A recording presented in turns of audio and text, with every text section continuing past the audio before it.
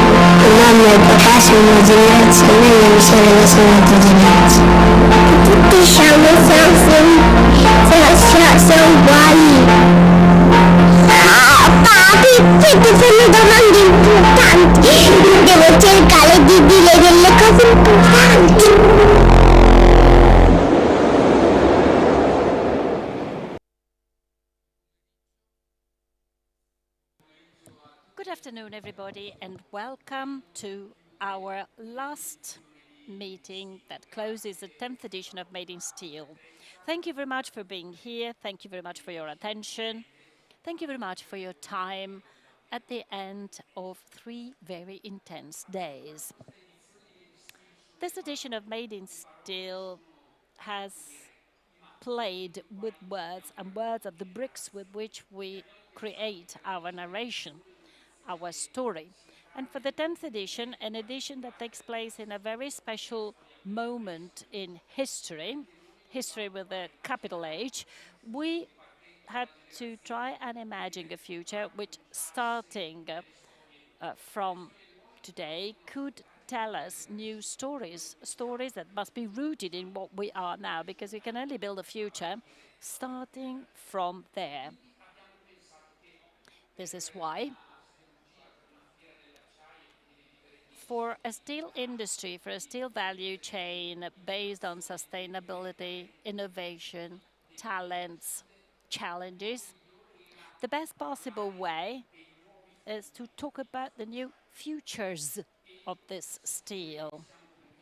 And since we are convinced, and we've heard this yesterday also from Paolo Romandi when he spoke at the Federacciai Assembly, since the new, the future, needs to be anchored in what we are and in our history, to find the right words, the words that will lead us into the future, we have invited 5 protagonists of our value chain, to whom we will ask to tell us how they imagine the future, which are the possible pathways that we can go together. So we will have Alessandro Banzato, Chairman of Acciaierie Venete, Franco Bernabé, Chairman Acciaierie d'Italia, Antonio Marcegaglia, President and CEO of Marcegaglia Steel, Giuseppe Pasini, Chairman Feralpi Group, and Marco Mandelli, Chief Corporate and Investment Banking Officer, BPER Banca. But before asking them to join me on the stage, to go to the core of our afternoon, which is going to follow the rhythm of words. So before inviting them here on the stage, I would like to thank all of you, of course, as well as Fiera Milano for hosting our event in this wonderful context. We would like to thank BPER Banca for supporting us and sharing the Cedar Web project, the community of steel, and thank you very much to our fabulous team. So to officially start our last conference of this edition, I would like to ask our Vice President, Luigi Cuzzolin, to come and spend a few greeting words. Luigi Cuzzolin, Vice President of Made in Steel.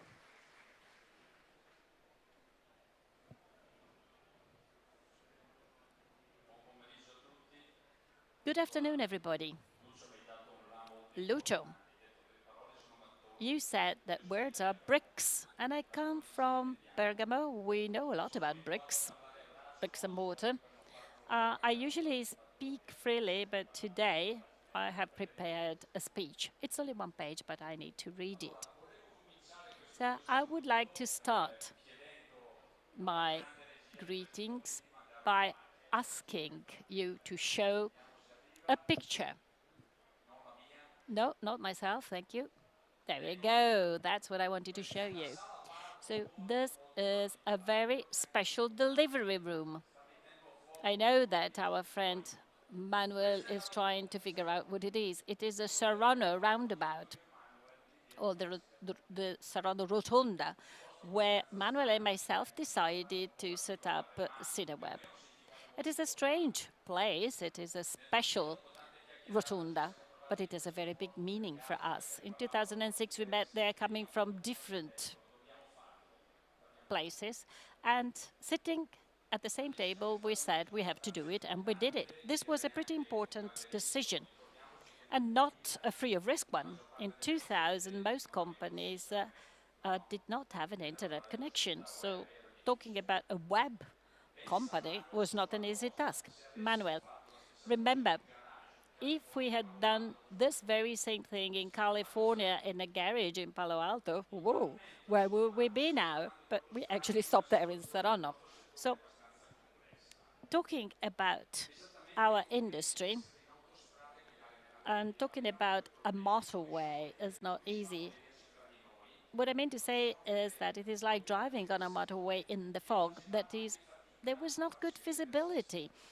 We couldn't see each other, and we were not visible from the outside. This is why we decided to start with CityWeb, eliminating the fog inside our industry, starting talking to each other, doing wonderful things. And then we opened up to the outer world because we started telling about an industry which is very important, which is not taken into due consideration, telling how strategic we are, how significant we are, how innovative we are, and today, how sustainable we are. There are several challenges in the future. For example, we have to remain competitive, complying with stricter rules in Europe, where we have alternating support, especially for manufacturing. We have to take on the environmental challenge that also brings to us innovation in technological terms. Many of these challenges require that we act united. We cannot win decarbonization alone. We need to act as a system because the investments requested are too big. And then I have a message for young people, given the wonderful video about the new generations.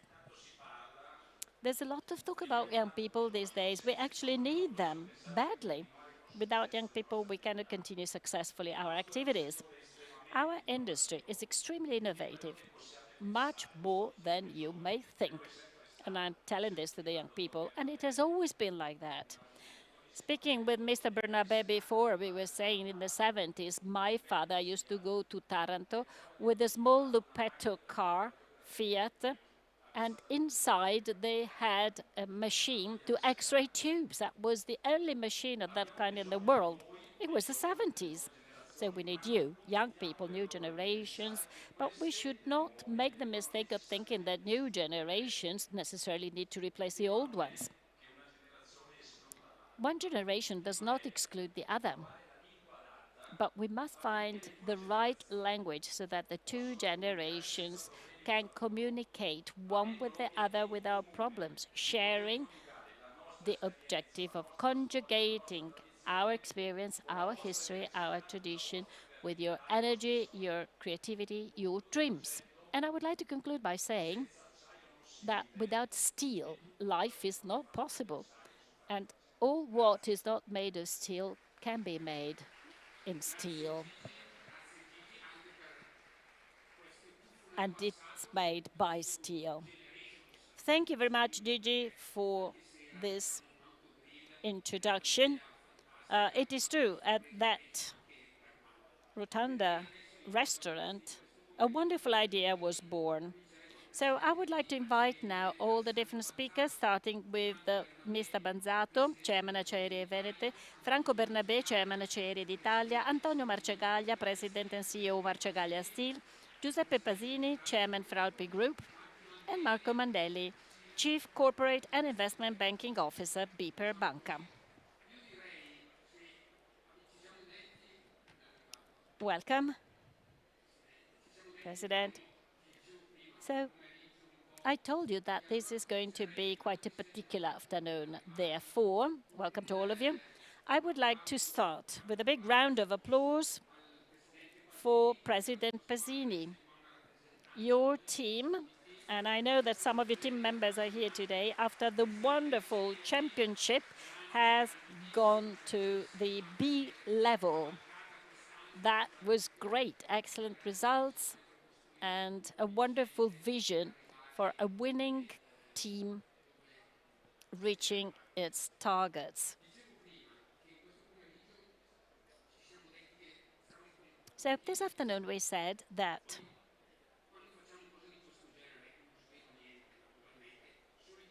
usually we prepare an event like this one. Topics are defined and everything, but we thought, well, this edition of Made in Steel is based on the most important words, the words that have a weight, words that count. We have heard Francesca Manocchi this morning talking about words, and every word she said had a history, evoked something, gave emotion. So we thought, let's work on words too, and let's use words to develop ideas about what our steel industry is today and what it is going to be in the future. And I would like to start with President Marcegaglia. And the first word I'm entrusting you with is geo-industry. Good afternoon, everybody. Geo-industry, maybe this is a neologism, but for sure it associates the important role of the industry or the manufacturing sector in the geopolitical context, which has a significant impact on our industrial choices and strategies. It is clear to all of us that, especially after the recent and still ongoing war in Ukraine, many things have changed. Things have changed also for entrepreneurs at psychological level in terms of certainty, relationships. Many friends and commercial partners all of a sudden they do not become enemies, but they become far away from us. And the value chain and relationships are transformed. So my first consideration is that Russia used to represent and would still represent for Europe a natural complement, a partner independent of the political leadership, complementing the lacks in Europe. I'm specifically referring to energy resources and raw materials. Historically, we all know Russia, at least west of the Urals, has viewed Europe as its own natural market and as a reference for cultural, industrial, and commercial partnerships. But all this has gone now. I believe that the impact and the consequences brought about by this situation will be felt for a long time. And I don't think, unfortunately, that the war will end tomorrow morning. And even if it would, I don't think that we would be able to go back to the past. There will be consequences for many, many years. And this, in turn, has an impact on blocks. We tend to make business with friendly countries. And some have even theorized the deglobalization.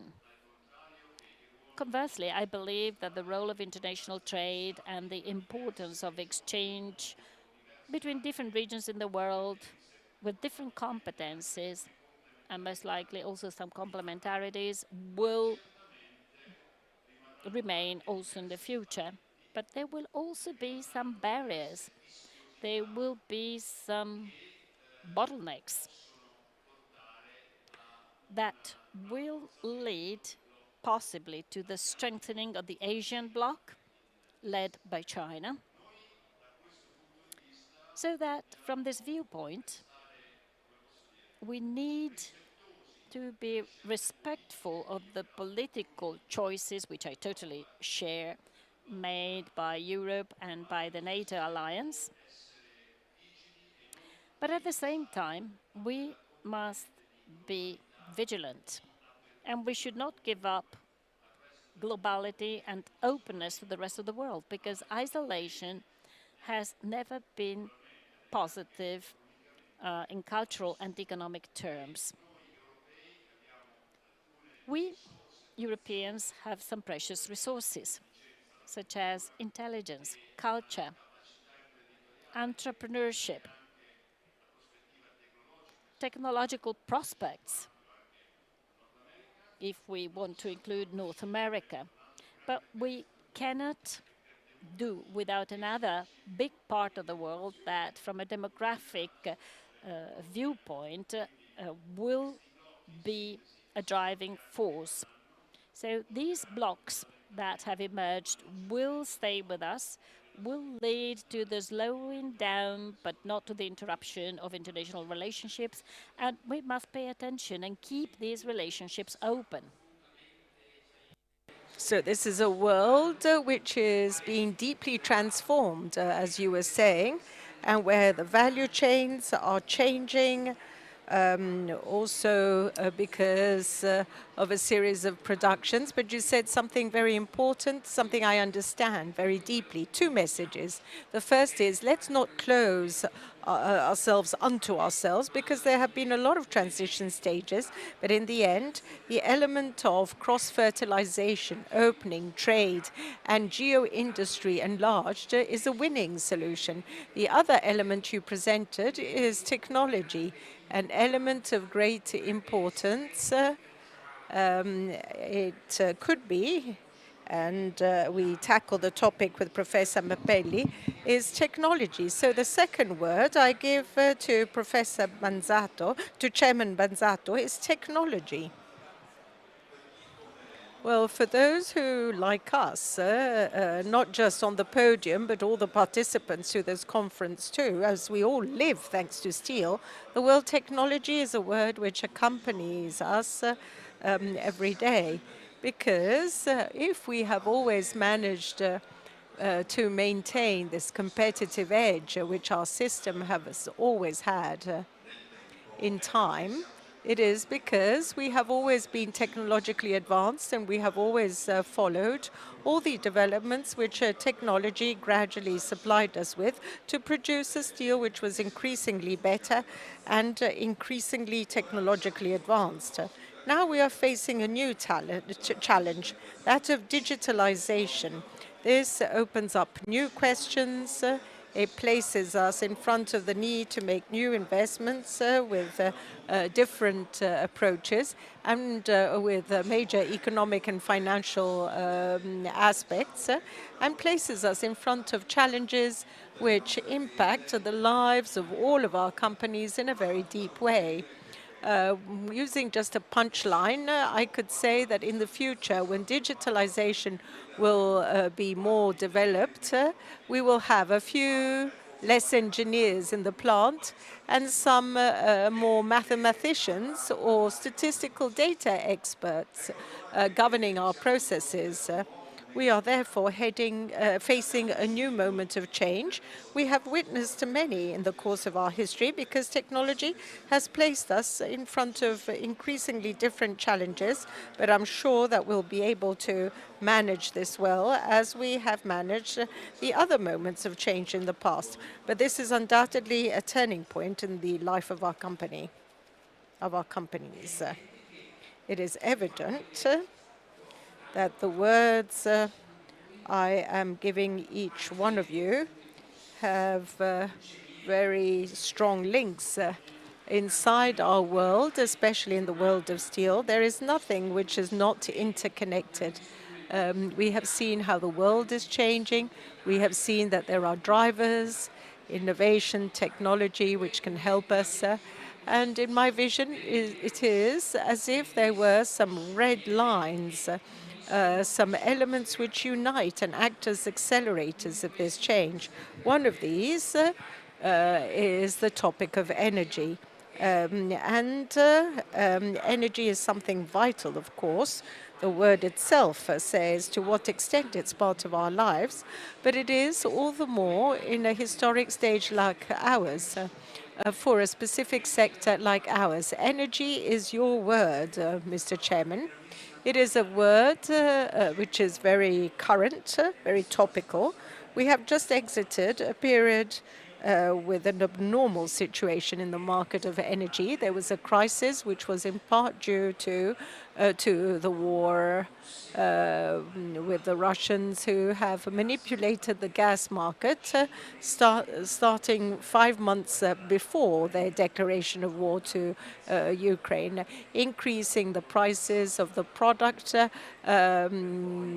being processed by their electronic platforms, and then they stopped their offer on those platforms, their supply. And this has made prices increase incredibly, because the prices are not just the source of one source of energy.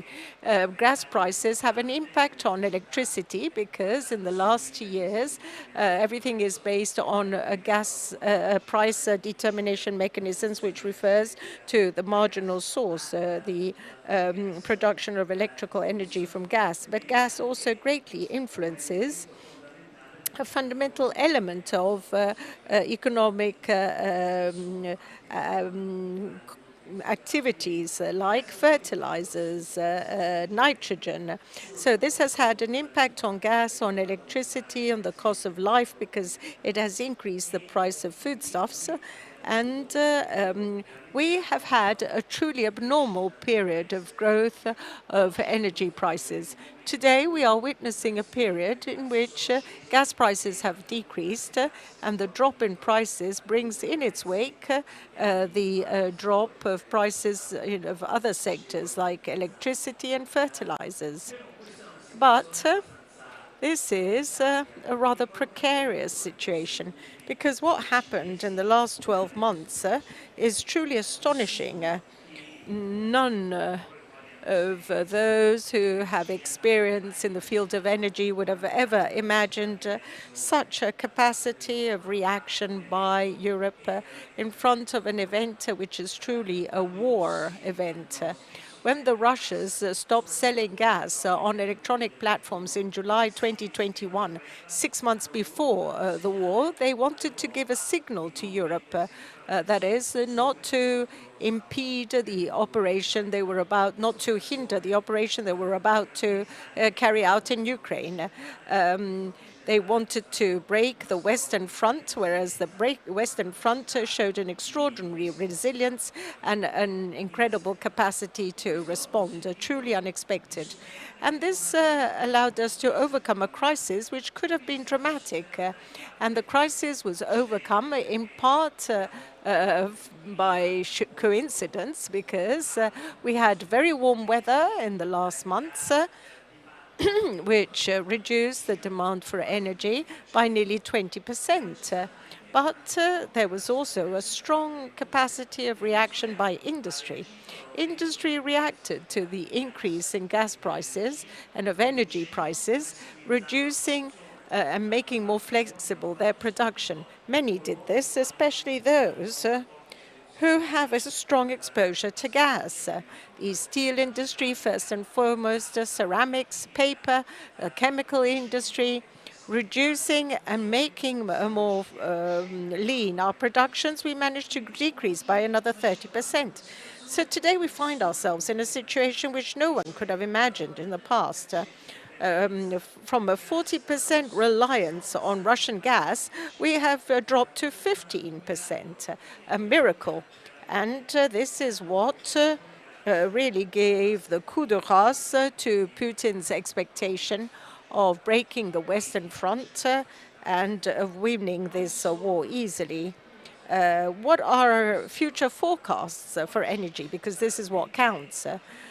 So whereas the drop in demand in months like November and December last year reached nearly 25%, so an extraordinary drop in demand, which with consequences which were not seen, the Italian economy showed a capacity of resistance, a resilience, which is extraordinary. And even in the quarter of this year, you saw that the economic data of the first quarter very good. In the second quarter, the demand for energy normalized. We have our stocks full, and we have a very cautious attitude in reactivating production capacity. So I believe that we will make it even in 2023. And so at the beginning of 2024, we will end up with a relatively normalized situation, even if prices are still high. I believe, however, that energy is very closely linked to a second chapter, which is the one of the transformation of the energy sector and the growth of renewable energies. I believe that in 2025, 2026, we will be heading towards a situation of energy which is extremely abundant and at very good price. So I'm an optimist on energy. We resisted in front of a crisis of unexpected size and in which a few thought we would have managed to face up to. And there is the dynamic of energy transition fully underway, which will lead us to a higher level of green energy. Energy savings are becoming very heavy for industry. Industry has shown a great flexibility, a great capacity in reacting, and all this means that we will be heading towards a world in 2025, 2026, 2027, marked by low energy prices. Of course, I, as entrepreneur, I'm not used to making forecasts. I'm used to creating the future I want to see in front of me, but I'm rather convinced that we have to look to the future with great optimism for energy. Thank you very much, Mr. Chairman, also for your very specific viewpoint and optimistic too, which doesn't hurt us. And the other point is that when faced with the crisis, the pandemic, the war, the epochal changes, economic crisis, energy challenges, the fact of having rethought the basic elements upon which we had built our supplies, and turning now to our supply chain, the men, the women who committing their strength, their intuition, their capacity, their competence and passion, continue to get this industry to grow in the future. And so the fourth word, the word I give to Chairman Basili is talent. Pasini is talent. Yes, thank you and good afternoon, everyone. I'd like to go back to the sentence of that young girl, the little girl we saw in the video. What is the future? The past, but it's different. It's a beautiful statement. The future is part of the past, but it's totally different. And I believe that the Italian and European steel industry is facing very important challenges. We have in front of us the challenge of decarbonization. We have in front of us the challenge of what we will be in the next 10 years, and even the matter of energy. Well, I do not fully agree and with Chairman Bernabé on the fact that we have been resilient. We have been resilient, but we have had, to a certain extent, have to undergo last year the lack of a Europe which didn't manage to face up to a conflict where we detached ourselves from gas, but we didn't have very great alternatives. But if you look at this with financial year 2022, this was great. But today we are paying for this this slowing down of our economy because of the increase in costs and increase in rates. And there's a general slowing down too, and we've heard this during Made in Steel in these 3 days. We have in front of us major challenges for decarbonization. Yesterday, our chairman Gozzi highlighted this in all his different chapters. And this will lead us to changing the way in which we live the company and the way in which we live these challenges.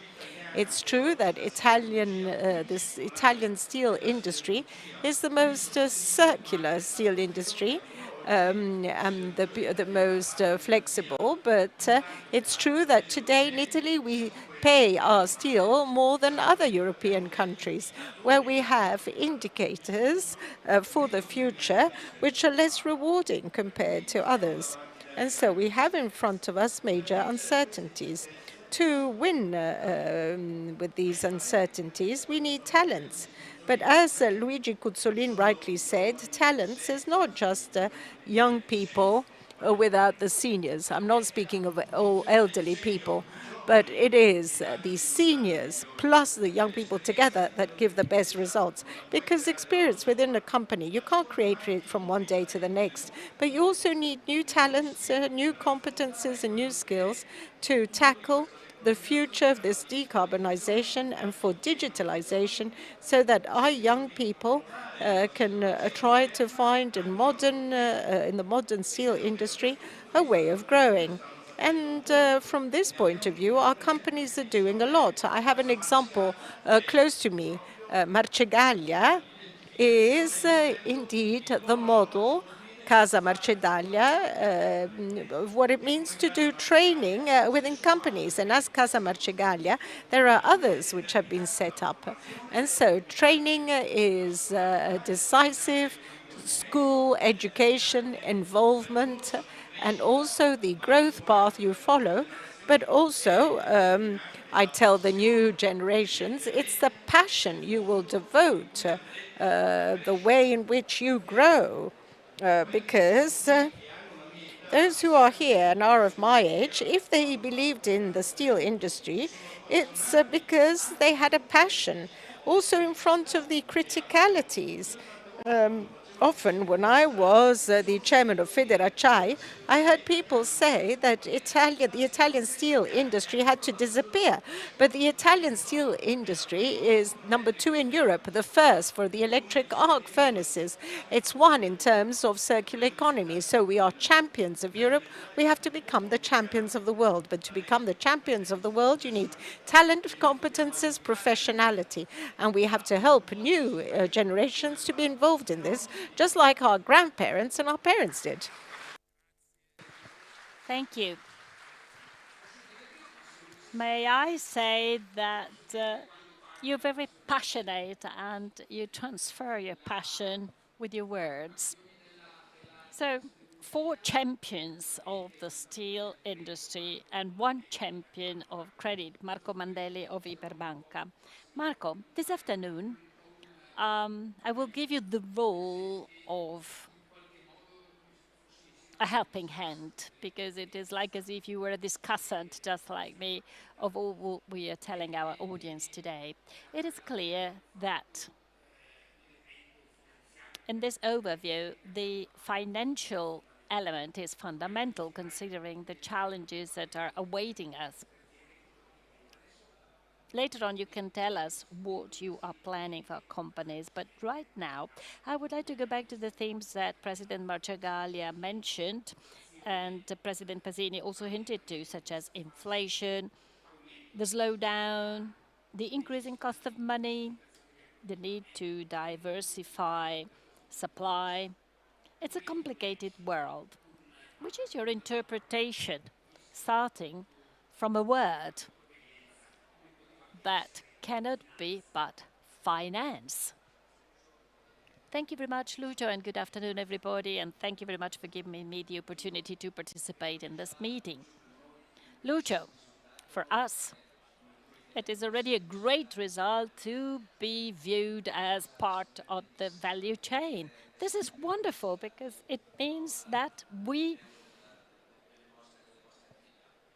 are viewed as a contributor to your activities. I mean, what you told us is very true. The experience has taught us that the economic cycles are faster and faster, that black swans populate our pond, and we must be able to come to terms with them. And finance, i.e. banks, must be able to react to this. I don't declare myself a pessimist on the present scenario, but for sure there are some elements that need to be watched.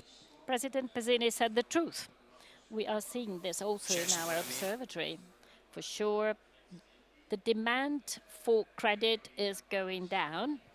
This is predominantly due to the slowdown of investment, but this is also partially due to the capability of companies to save when they can. So many companies today are, even though I tell you all not to use up your savings totally, but many companies are using the cash that they have accumulated to fund their investments. Inflation is still here. The cost of money plays a role. We are analyzing our customers, for instance, to understand how this ratio, which was totally unheard of in the past few years, how this can impact the company's balance. The cost of equity has changed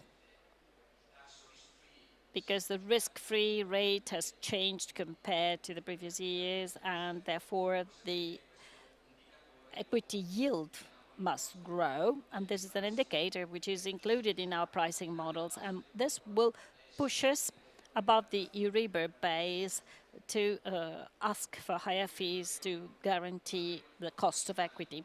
So it won't be a tragedy, but we will have to manage the scenario. And banks can play a protagonist role. I strongly believe in a bank model that is a specialized one. I believe in a specialized bank, a bank able to provide funds to companies so that they can meet their own specific needs. I believe in a finance model where relationship still is a rewarding element and the number one element as well. I believe that listening to Giuseppe Pazzini's passionate words is something for people doing my job, which is a wonderful job, is something that really gives you the serenity that no figures and no balance sheets can transfer. I believe in a bank where employees are able to listen to the customers, are able to understand their entrepreneurial models, and are able to transfer this to the bank directors, because we do not want to focus on figures, on these cold part of our indicators, because the soft part is still very important. Thank you very much, Marco. Probably you were thinking, well, amongst the many words for the narration of this edition, you didn't name one. I did not forget it. But this is a transversal concept across all what we have been talking about. And I would like every one of you, starting from this word, to give me your interpretation. Because I realize that talking about sustainability is like talking about the universe. But how do you personally interpret the term sustainability, and how do you think that it can pervade the relationships in your companies, in your areas, with the people who, just like you, get together and talk about sustainability? Why are we sustainable? Beppe, I would like to start from you.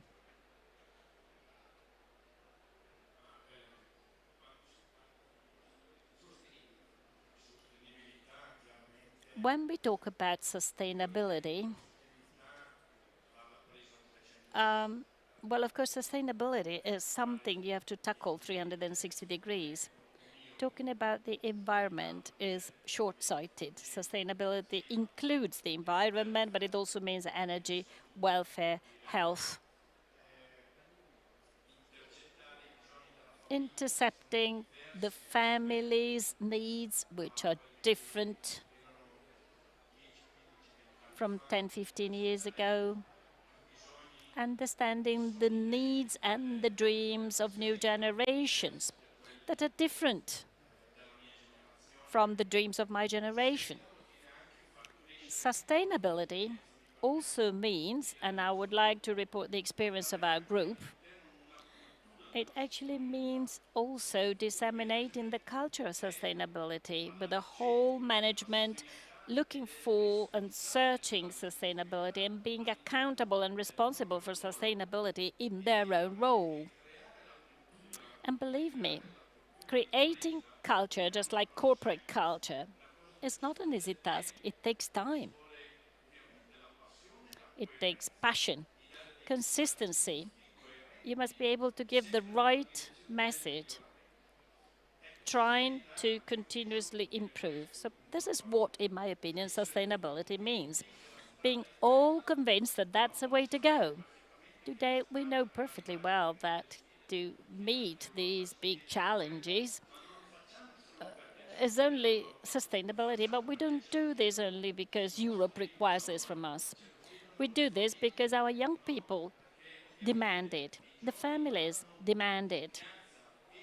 I mean, we got so many young people protesting about the climate, and we cannot pretend we don't see them.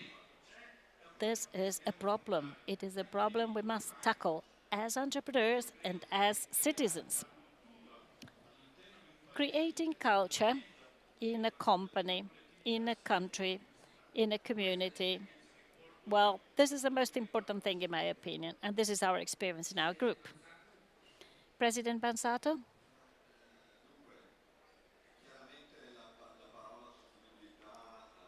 The term sustainability has an initial meaning, which is the environmental one. And in this field, the Italian steel industry is 100% sustainable, I believe, thanks to EAF, which is 100% circular economy, because steel is always alive and can always be recycled. So regarding the environment today and in the future, well, this is out of debate. It is a must. But sustainability, as Giuseppe was telling us, is actually much more. Groups like the ones we represent here have in their own regional area a significant role to play, both in terms of what they economically do, but also in terms of their behaviors. And I would like to stress the following. We need to be an example for our stakeholders. We must give a positive example. All the initiatives that have been recently launched in our industry aim at improving our life 360 degrees in the society we live in. So the message is we must go on in this direction. In our quest for improvement, respecting all what surrounds us, not only the environment, but much more. President Marcegaglia? Sustainability is a concept that is so frequently debated today, and it includes a bit of everything. So I do not want to be trivial or a contrarian, because I absolutely agree with what my colleague have just said, but I would like to expand the concept to include also economic and social sustainability, referred together with the prioritarian environmental challenge, refer to this challenge which has to be expanded. What I mean to say is we all live on the same planet. And I believe that it is necessary that Europe and our companies that are leading in their industry in Europe, and not only, act as the driving force, and the leadership role has also been indicated by the European policy. I believe we all agree on that. Well, however, we must not run the risk of talking about sustainability, running the risk of neutralizing it to nature because of the existence of our constraints.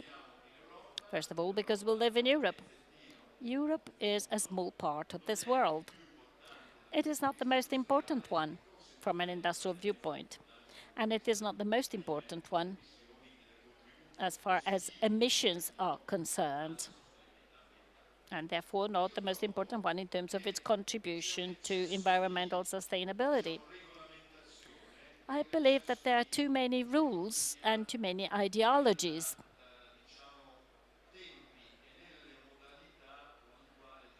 regarding the timing and the modes with which Europe is leading in relation to this very important topic. And I am telling you this because I strongly believe and I strongly want, as an entrepreneur, develop this topic and give a concrete contribution. But like all other entrepreneurs, we have to make calculations. We have to look at our figures to be able to do things rather than only declaring them. Therefore, I have to underline that, number one,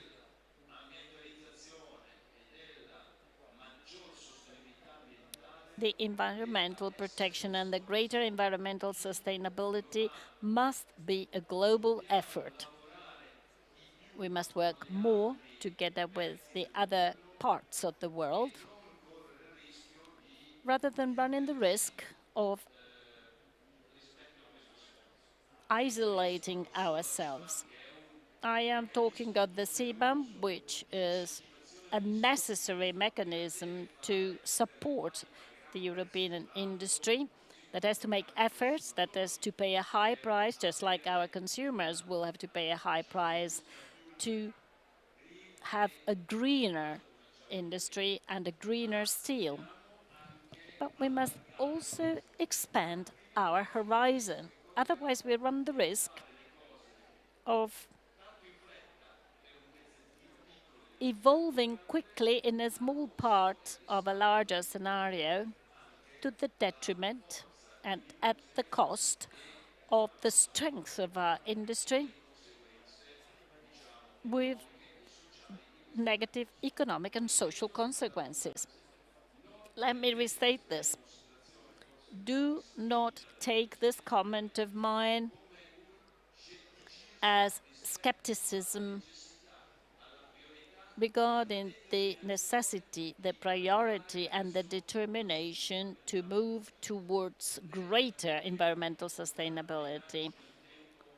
Neither is this just a way of postponing things. It is exactly the contrary. But if we want things to happen, if we want to save energy, if we want to contribute to a reduction of emissions as a European steel industry, we must do this with clear figures, with a wider horizon, with concrete investments, with technologies, aware of the fact that this is a big effort that we cannot undertake on our own. We cannot isolate from the rest of the world. And I believe that Europe should actually free itself from ideologies. We have defined objectives which are really challenging. The steel industry is leading in this field, but we really need to pay attention to the costs, the investments, the contributions, the technological effort, the definitions of steel in the nomenclature. How many final consumers will be able to pay for this effort? And we have to put down all these figures, and then we have to implement our plan rather than only proclaiming it.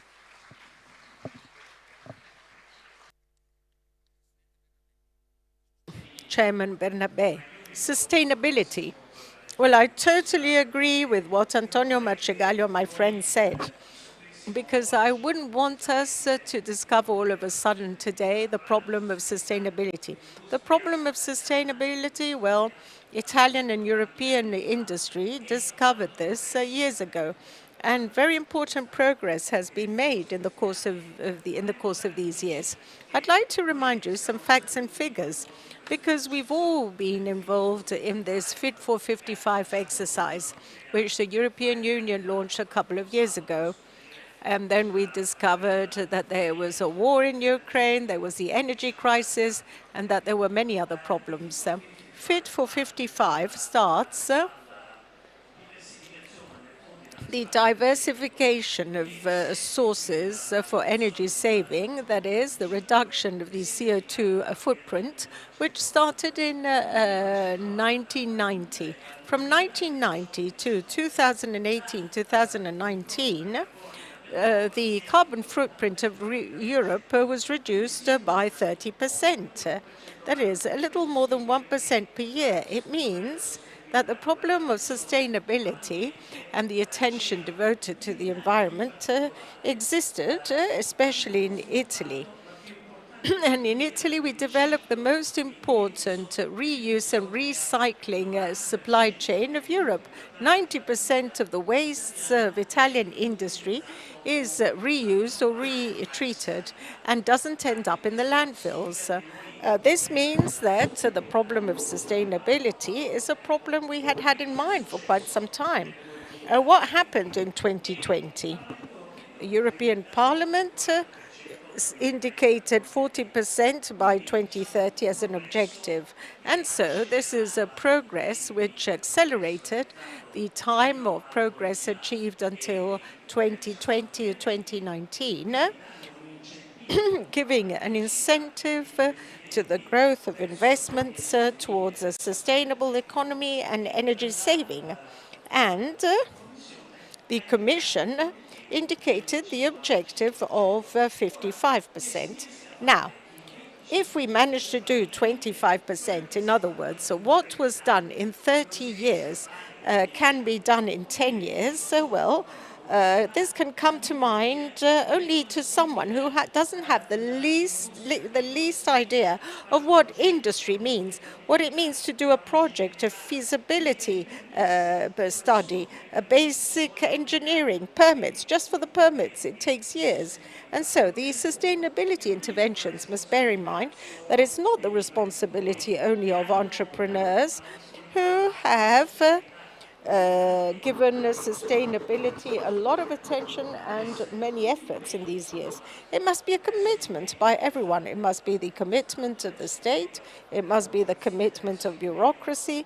It must be the commitment of Europe and all the regulatory setup, which reduces the effort or concentrates the effort carried out by industry.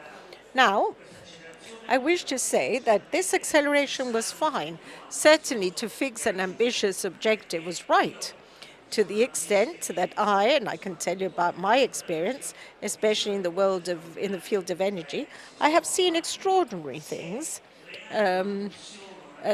Attention to research was developed in the field of energy, something we had never seen before in the past, because in the past, after all, energy was at low cost and it was abundant, and so we didn't need to do that much research. We didn't need to make such efforts in innovation. Oil companies and energy companies devoted to research and development, 0.80 or even less, some of them 0.80, 0.9% of their total budget. Welcome to this effort. Welcome to innovation carried out in this field. But careful, we mustn't be taken by a sense of guilt for something which doesn't exist. Because transition industry, especially European industry, well, we know that European industry has a carbon footprint of 8% at a world level. It's okay that the CO2 footprint is the result of the stock of CO2 in the atmosphere. And this is the fault of Europe and other industrialized countries. And other countries have a right to recover the lost ground. But this is not true, because if you go and see how the CO2 footprint was formed, not in the last 2 centuries, but in the last 7,000, 8,000 years from the end of the ice era, the carbon footprint was formed by the development of agriculture. And so from the CO2 emissions carried out mainly by irrigation, China, which created the production of rice and so on. And so we mustn't feel guilty. We have to do what we know how to do. We have to do it well. You have to do this, accelerating the processes we're capable in. And human intelligence has shown that it has extraordinary potential of innovation and enormous. And we make this innovation available to the service of transition. But we shouldn't be ashamed of anything. We just have to accelerate on the things we know how to do and know how to do well.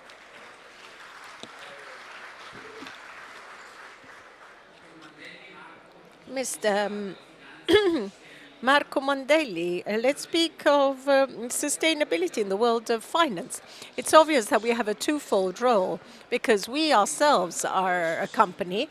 I invite you to see on BPER's site how much documentation you find and which speaks of ESG. Let me make my own personal comment on ESG. I believe that E should be taken away from S and G because, as we've seen, we always speak of E and very little of S and G. Amongst other things, I am really convinced that the steel industry we're talking about today is amongst the industries with the highest level of awareness and attention vis-à-vis these topics, and not just vis-à-vis the E of ESG, but also vis-à-vis the S and the G, as Antonio Marcegaglia showed us, who invited us on Saturday to the official opening of Casa Marcegaglia, where we understood how important the social and governance part was for this company. Then we made great efforts, Lucio, because investors invest in us. They want to see us behave in a certain way. We monitor how much we do in the field of green finance. Part of my variable salary is linked to a KPI which calculates this. We have a committee, a steering committee, which tells us every month how many steps forward we take in this direction. And it is obvious that we have adhered to all the Net Zero Alliance Convention 2050. All our customers should be zero carbon emissions. But it's obvious that in the end, we are instruments of transmission of community policies as well as economic policies. And so today, in my opinion, we have to play this role vis-à-vis companies. And we see this through a ratio called the green asset ratio, which puts as a numerator the eligible assets and as a denominator the total number of assets. And investors starting from 2024 will look at this to see to what extent we are allocating resources to customers going in this direction. I'm not concerned about companies like those sitting at this round table who have an awareness and tools to tackle this, but we banks who make resources available and money to fund projects which go in this direction, well, personally, I'm a little more concerned for the capacity small, medium and small companies will have in remaining in the arena. And we as banks must play the role of advisors because these medium, small companies start off from an idea of sensitivity and knowledge of the subject matter, which is 2 steps behind compared to large companies, and continue to see this thing as it is in part, not as an opportunity, but just as a cost. And this is not good, because if the Italian economy has a clear way in which it distinguishes itself, it's because it is marked by 90% of companies which are small or medium small, and this cannot be good.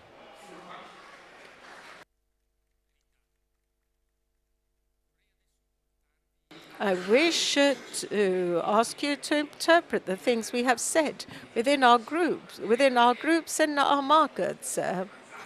Chairman Banzato, tell us about this direction.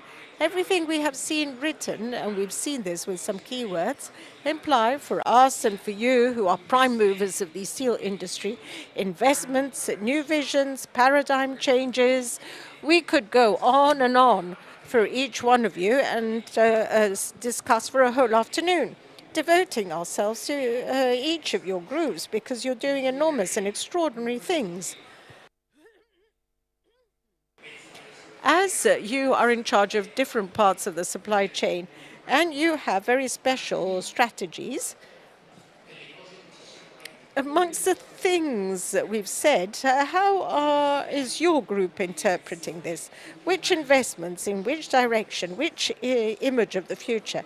Can I start off from you? Yes. Well, as far as we are concerned, well, the attention devoted to increasing the percentage of energy from renewable sources in our consumption is a must we must all follow, and we are not sidestepping this. Within our group, we have set up a company which deals with developing just this sector. We're doing it with a lot of attention, albeit inside development, which is always rather slow, because between requests for permits, well, you know very well how it works in Italy, and then the superintendency, the various complications which arise, well, it's a rather difficult development plan, but this doesn't stop us from pursuing this, and we do this with a lot of determination. This as far as renewables are concerned. As for the group's development in the more classical direction of production, we intend to complete the range of our offer to our customers in special steels, which clearly are those we are most competent in. And we try to complete the range of products offered to our customers. We have some shortcomings in terms of production and commercially, so we try to cover, to bridge these gaps we have in our offer. This is our goal. We have an important internationalization goals. One of our defects everyone has complained about is that we are too Italian, in inverted commas, and so we would like to grow outside of our country. And here too, we're working in a determined way.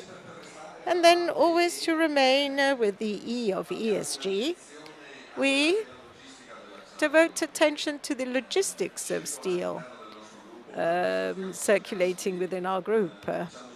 And so we are trying to develop a position in terms of logistics platforms so that the service, internal service within our plants and outside vis-a-vis our customers can improve in the future and have less of an environmental impact.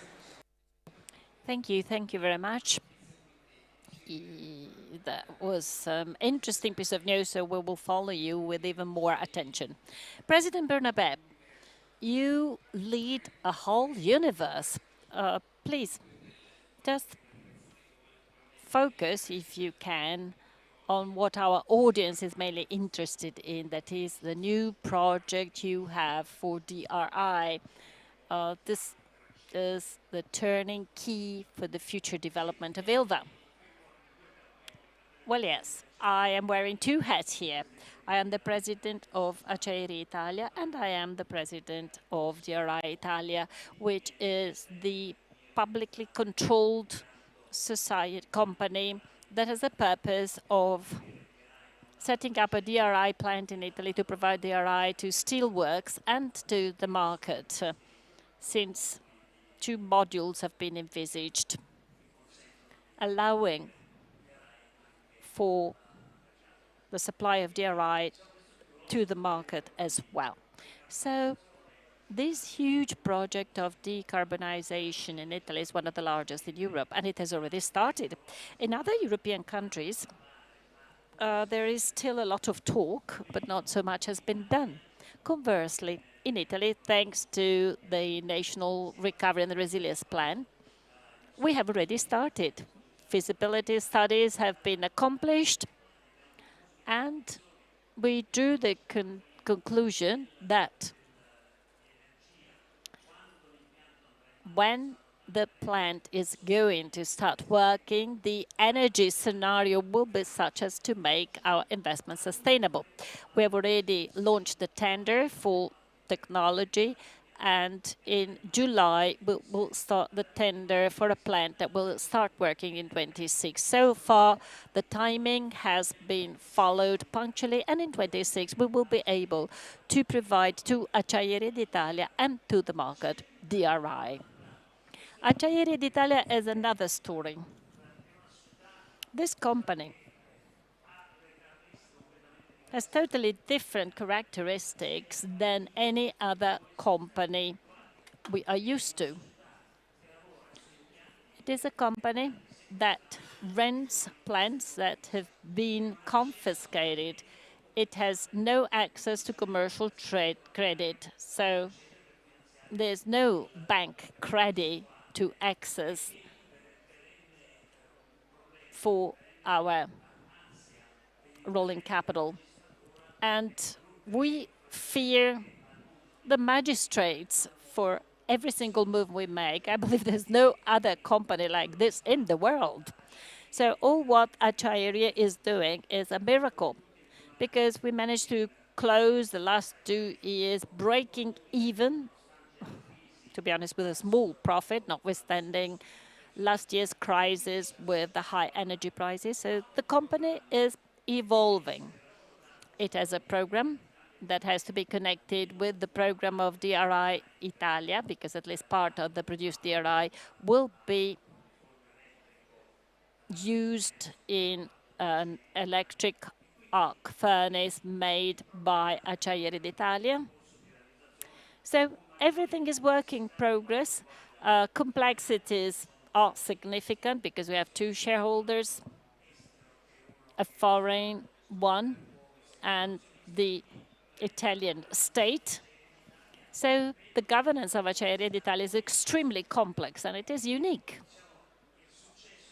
So the success of Acciaierie d'Italia, and this is why I was talking about resilience, because to be honest, the proof of resilience that Acciaierie d'Italia has given has no equals worldwide.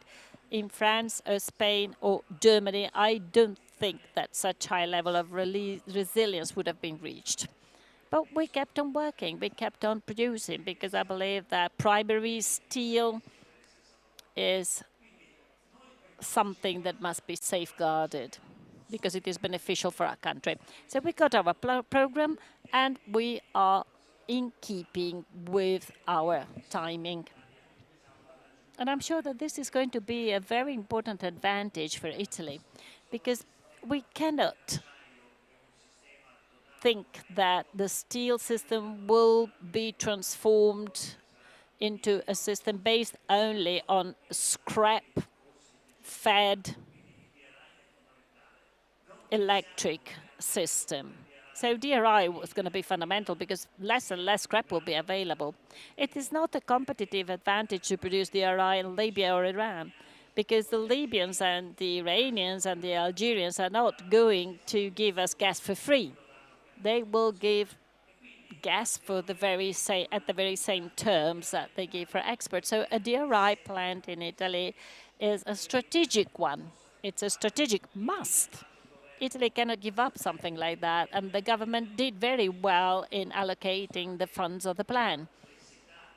And notwithstanding the complexity of the picture I've just described, we keep charging, and we are punctually evolving our plan. Thank you very much. President Marcegaglia and President Bernabé, what you have done is really amazing. This is a real paradigm shift. Well, I will try to provide you with some hints regarding what we would like to do in the future. Reinforced by the recent positive years, we see our future in the logics of growth. Growth from different viewpoints. The most logical ones, the most immediate ones, is the growth in economic and financial terms. That is, we have the ambition through an investment plan that has been allocated last year, amounted to €1 billion over a period of 5 years. So we have started, and we're not at the end yet. Well, with this plan, we want to reinforce both in size and in performance and resilience from economic and financial terms, our group. So we're talking about reaching a higher level. This follows the logics of diversification of the business lines. This is one of the main elements of our model. In terms of geographic areas, we have been more active in Northern Europe and North America.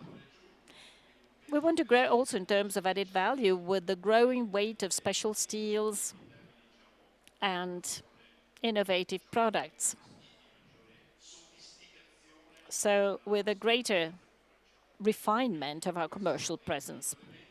So this is the first element, which is supported by an investment plan that envisages direct investment in our premises, as well as external growth. However, and I would like to stress this, we're not only talking about a quantitative or economical and financial growth. We give more and more importance to the quality of our growth. Regarding sustainability, I told you before how important sustainability is, and we have direct investments in renewable sources, specifically photovoltaic. We have an active part together with Enislam and other companies in CO2 capture in our premises in Ravenna. We have invested in H2 Green Steel, which is a greenfield steel mill in the north of Sweden for the production of 2.5 to 5 million tons. Our equity position is small, but we are the #1 off-takers. We've recently signed a 7-year contract for 250,000 tons a year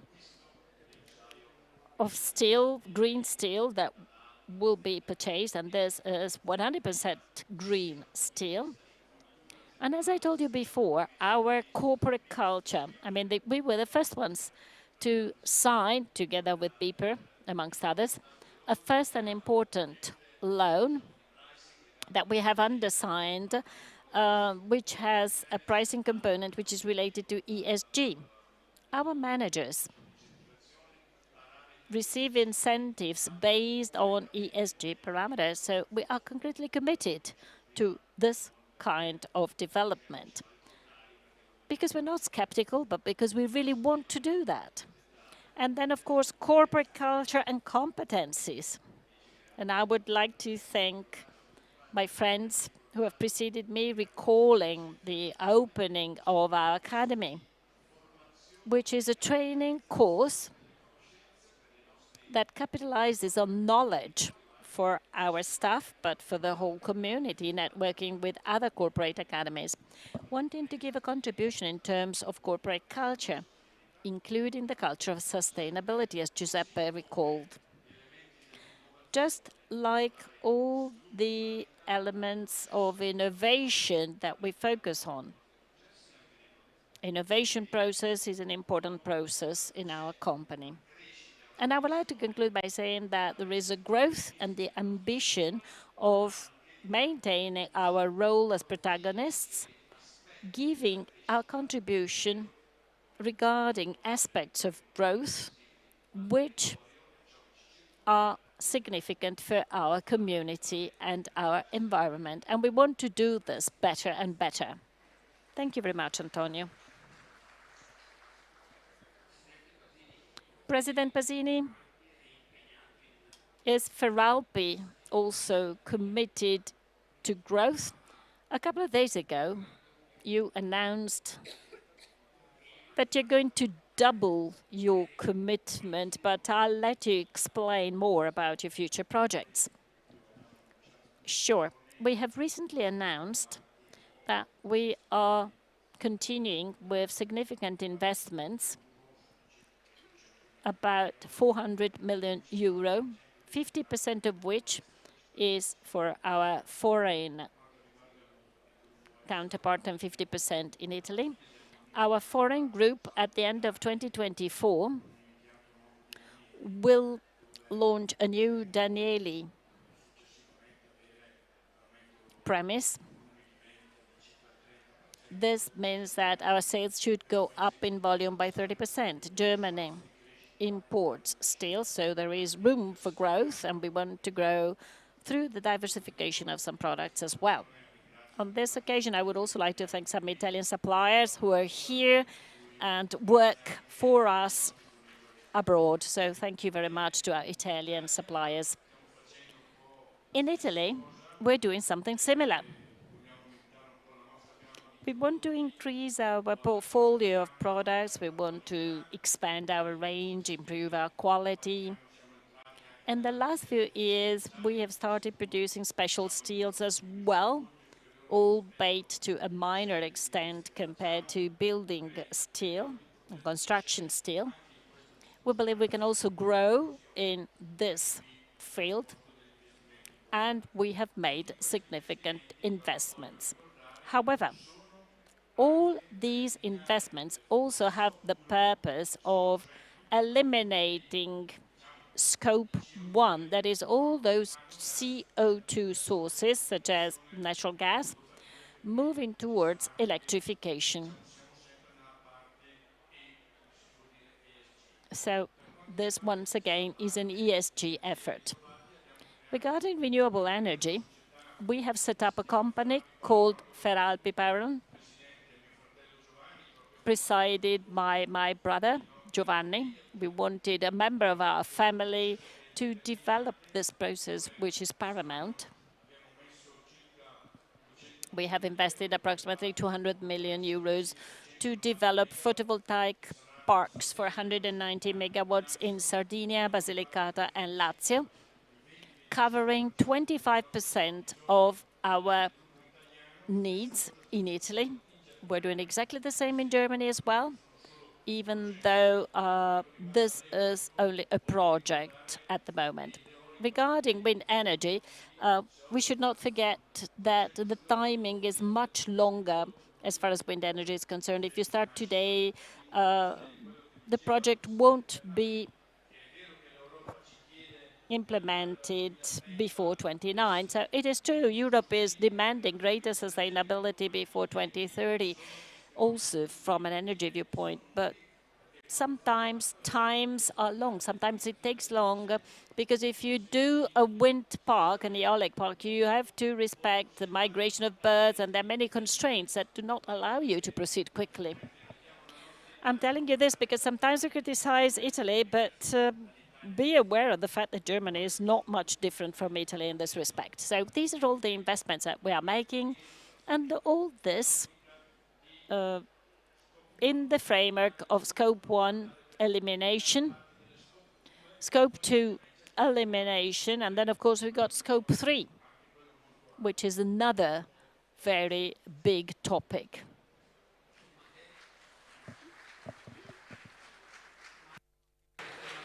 Marco, for you too, a vision of what you have in mind. You have presented your quarterly results, so it's your turn. Yes, for us banks, this is a particularly positive period. Although I would exhort you not to sell the best quarterly reports of history through a market logic, because I think that we're in a situation which is good for the system, but certainly not in this dimension. It's not going to continue forever, so we must always be cautious. And our approach should be that of a good father of the family, because we don't have great payout, exaggerated policies, nor buy back. We need the resources to fund companies, projects in the near future, because, as you know, rules and regulations are increasingly stringent, and for Jet 1, for capital, we're always cogent. So this is the season we should accumulate in order to stand next to our companies and businessmen. For BPER, certainly, we've had great quarterly results, but I think that the history of BPER is a great history. I'm proud to be part of it.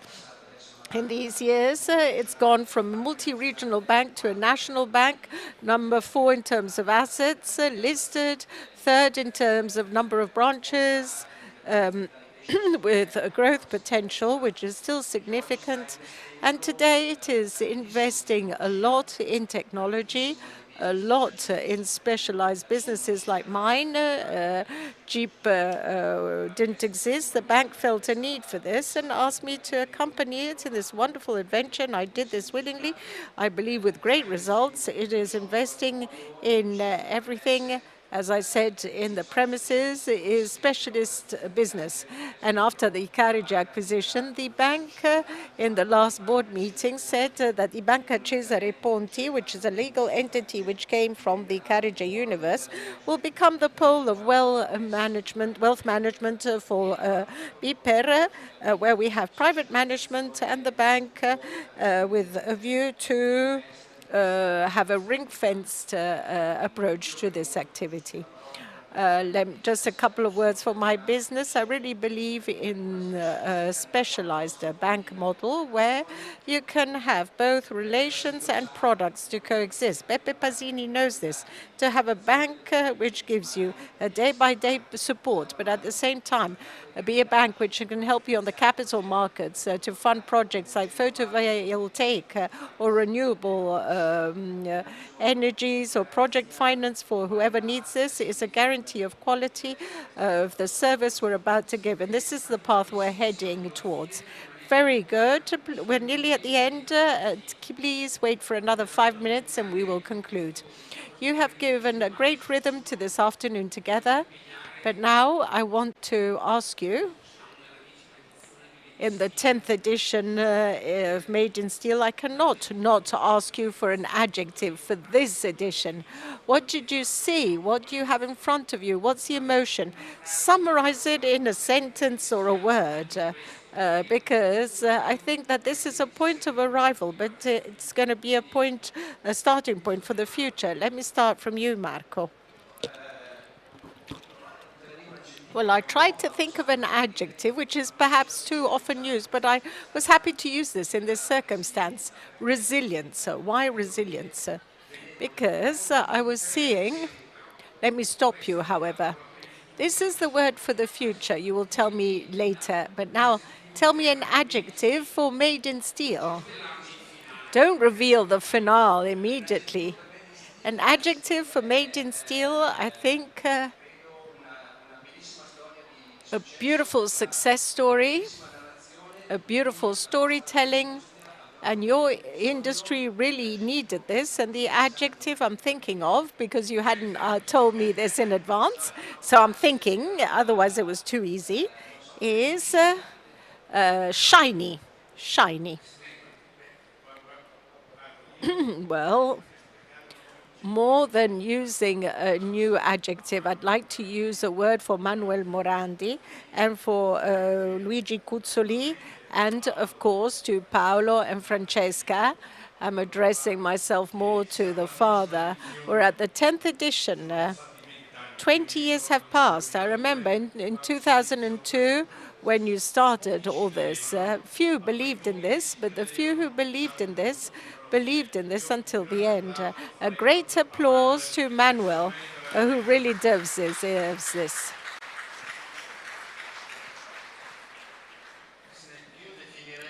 I would define Made in Steel as a wonderful, open-minded sharing of contents and, above all, of stimuli. Thank you, Antonio. Chairman Bernabé.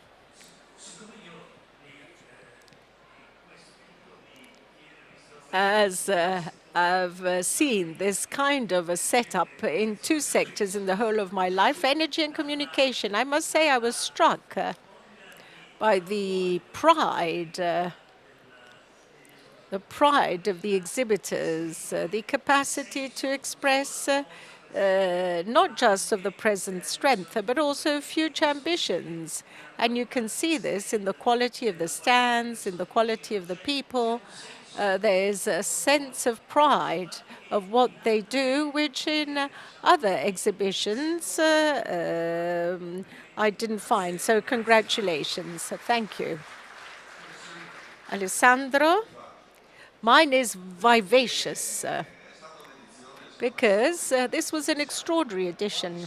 Think of how many we are, even now, after 3 days of event. I think it's surprising. It was a wonderful edition. And it really, what struck me was the vivacity and the number of people who, in these days, have come to these events. Thank you, Alessandro. So now we've truly reached the end of this conference, of this roundtable, and so the end of Made in Steel in some way. I had asked each one of you, they don't know, I know which has been chosen, but they don't. In an edition made of words, I've asked them to give us as a gift one word for the future. A word upon which we can try to build some storytelling for the future.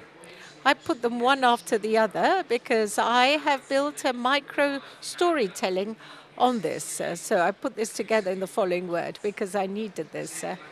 Chairman Marcegaglia, what is the word you have chosen? I chose also because it was a request with reference to young people. I said, the will to dream. And the will to dream is not just the capacity of dreaming or the fact of dreaming, but to will it intensely. And this implies a determination, a commitment, even in the dream and what the dream leads to. Franco Bernabé, your word. My word is curiosity, because young people must have the capacity and wish to explore, to expose themselves to new, different experiences, to discover the world with the wish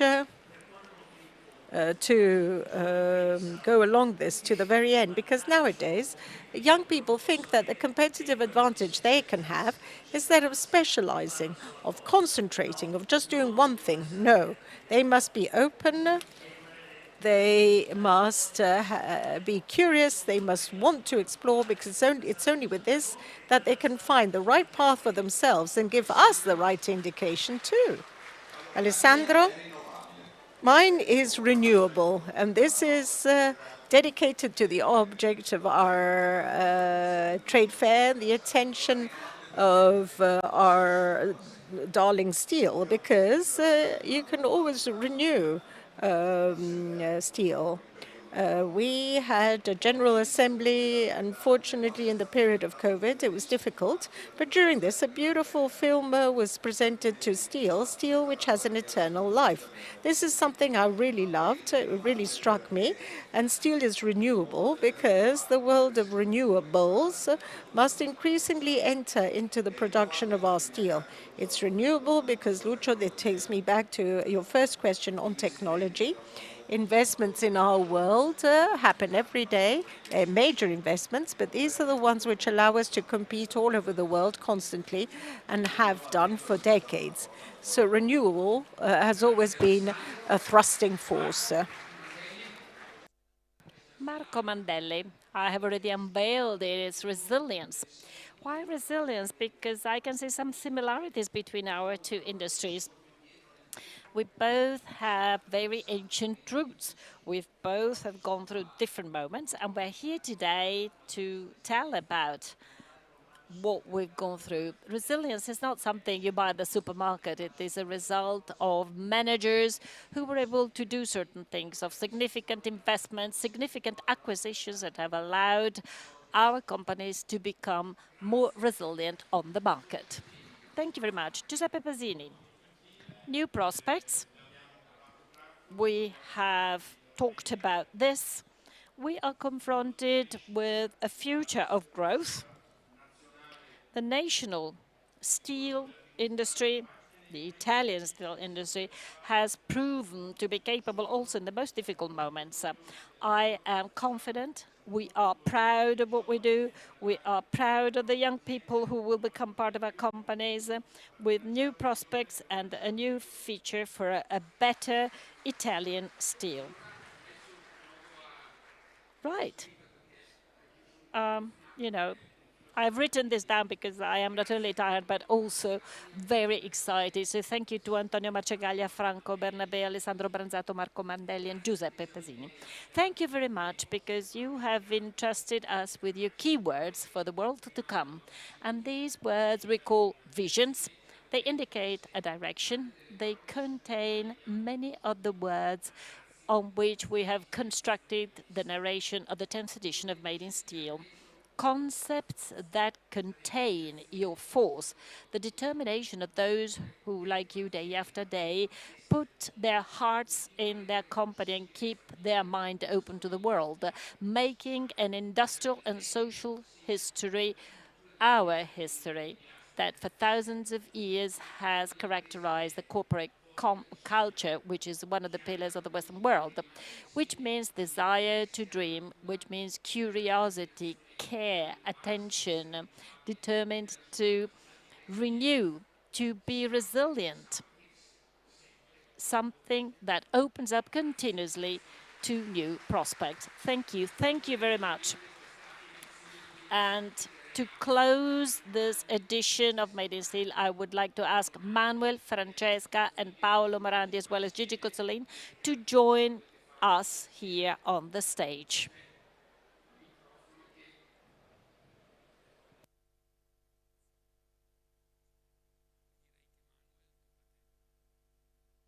Manuel, I think you should take the floor. Well, thank you very much. You have really made me feel so excited. Thank you for your kind words. I'm so moved, and I have nothing to add because I do not want to pass the baton this time, but the microphone to the new generations. Thank you very much to all of you. I would like to thank the CIDOWeb team because they really put their soul into this. A big round of applause to all of them. And thank you very much to all of you because this success is something you deserve. I spent 2 summers of my life in Africa, and a wonderful proverb used to say, if you go on your own, you will be fast, but if we go together, we will go far. And these 3 days have proven that the term together, meaning putting together our efforts and our intelligence, is a new soul that can provide us with new energy that can cause cross-pollination. This morning I interviewed Francesca Manocchi. Paolo Brica is now talking out there. I would like to thank all the speakers because your energy, your thoughts, your stimuli will certainly allow us to go far away together. Thank you very much and enjoy the remaining part of Made in Steel. Thank you very much. I wish you all a good life. Generations, here is the end of our conference. Thank you very much and see you all in 2025.